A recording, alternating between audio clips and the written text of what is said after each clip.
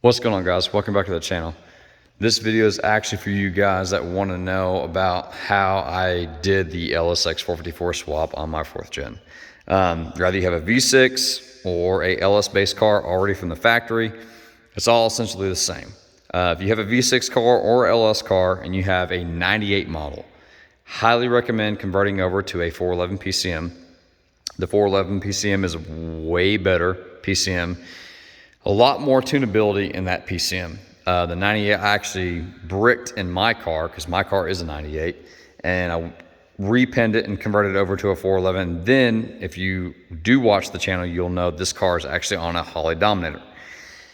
My opinion, guys, if you're guys are gonna do a engine swap period to your V6, I would definitely recommend doing a Holley. Holley's the way to go, whether it be an HP system or a Dominator.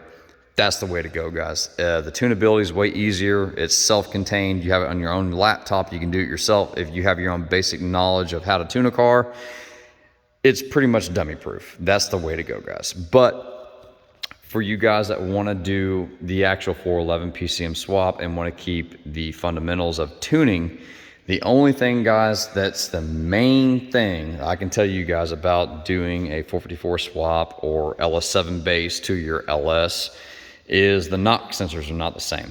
The knock sensors on LS platform for these cars for 411 is going to be, or 411 or for 98 PCM period, the knock sensors are in the valley. So what I had to do is the two knock sensors in the valley that on the LS7 are down here on the side of the block on each side. Had to take those knock sensors and grind them down, recut them, and rethread them to where they'll fit on each side, to where I can still utilize my knock sensors.